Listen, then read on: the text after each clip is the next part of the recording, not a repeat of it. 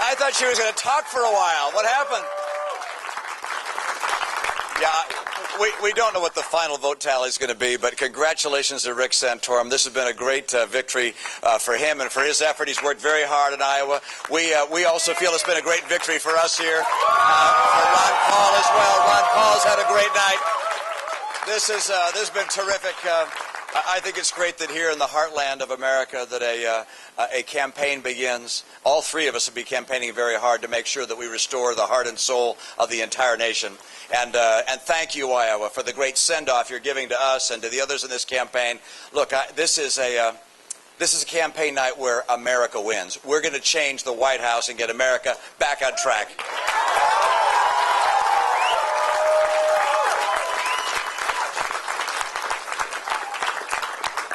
I'm proud tonight to have been introduced by my sweetheart of, well, I was going to say 42 years, but we've been married 42 years. We've been sweethearts for longer than that. And behind her, 4 of our 5 sons. One of our sons, Ben, is a resident at a hospital, and so he can't be here tonight. But this has been a family affair for us, and in this room, we feel like family with you. You guys have been extraordinary. For those that don't know, this volunteer team has done extraordinary work. I mean, I hope you understand. When I ran 4 years ago, we had 52 members of our full-time staff. This campaign, we've had 5. And you guys have done the work under the direction of Dave Kochel and Sarah Craig. They're just heroic. Thanks, you two, for the work you've done.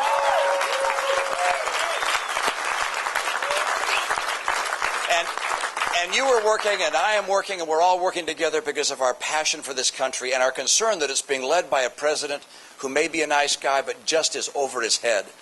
And you look, I mean, I look at his campaign. You know, 4 years ago tonight, he was giving a victory celebration speech here in Des Moines. And he'd been going across the state making all sorts of promises. The gap between his promises 4 years ago and his performance is as great as anything I've ever seen in my life. We face an extraordinary challenge in America, and you know that. And that is, internationally, Iran is about to have nuclear weaponry just down the road here.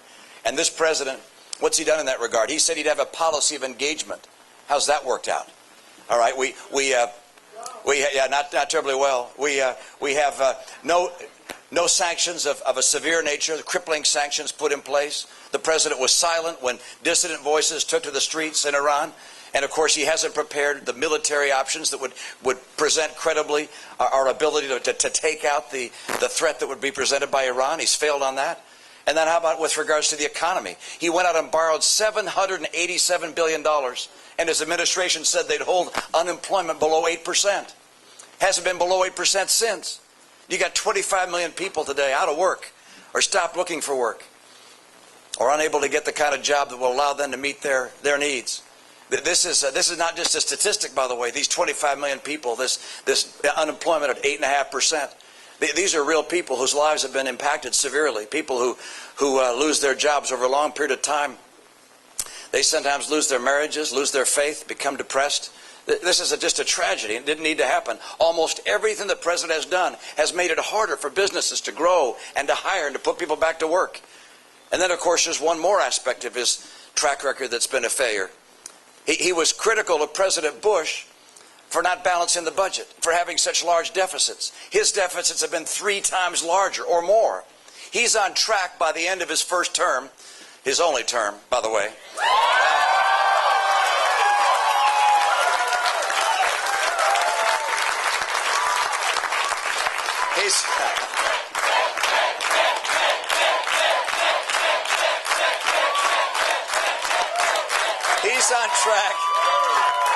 He's on track to put almost as much public debt in place as all the prior presidents combined. This has been a failed presidency.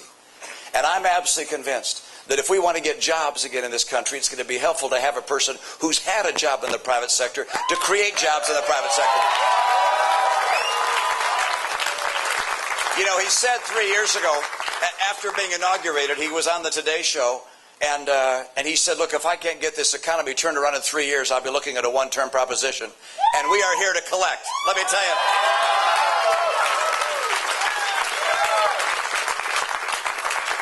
will go to work to get America back to work by making America once again the most attractive place in the world for job creators and innovators and investors, and the jobs will begin to flow like they have in the past. I'll keep our tax rates competitive, get regulators and regulations to see their job is to encourage enterprise, make sure we open up new markets for American goods, and finally take advantage of the energy resources we have here in oil and gas and coal and nuclear and renewables.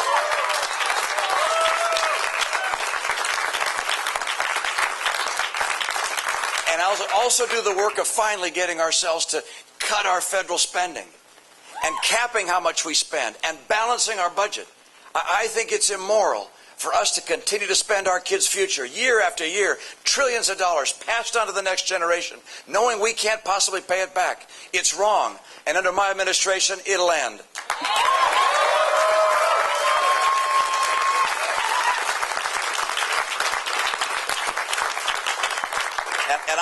And you've heard me say this before. I've been asked, how are you going to cut programs? And I'm going to look at all the programs we have in the federal government, and I'm going to ask with regards to each one of them, is that program so critical that it's worth borrowing money from China to pay for it? And on that basis, we're going to have a lot of programs we get rid of, and number one on the list is Obamacare. That'll be gone.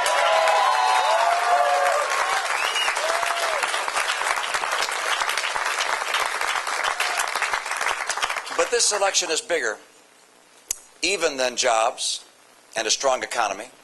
It's bigger than a budget that's balanced and deficits and debt that begins to be reduced. It's really an election about the soul of America. The question is, are we going to continue to hew to the vision of the founders? When they crafted this country and wrote the Declaration of Independence, they said that the Creator had endowed us with certain unalienable rights, among them life, liberty, and the pursuit of happiness. And that phrase, pursuit of happiness, deals with the opportunity associated with this great nation. We are an opportunity land. People came here from all over the world seeking freedom electorally, but also freedom personally, able to choose their own course in life. They came to America.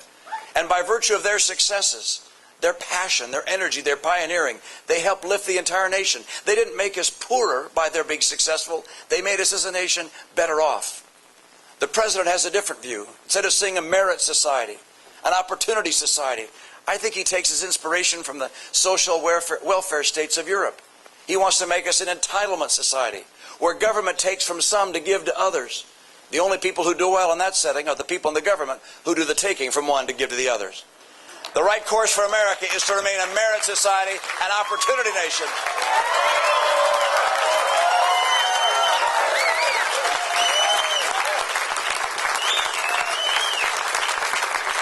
The right course for America, economically, personally, morally, is for America to restore the principles that made us the shining city on a hill. Our conviction that freedom is a gift of God.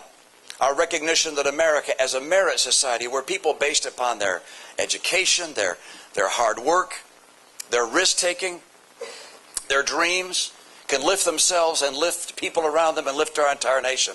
That's what we need to restore in this country. I love this country. I love the hymns of America. America the beautiful, oh beautiful for spacious skies, for amber waves of grain. Corn counts, doesn't it, as an amber wave of grain? Yes. Another favorite verse. Oh, beautiful for heroes proved in liberating strife, who more than self their country loved, and mercy more than life. Do we have any veterans in the room tonight? Please raise your hand and be recognized.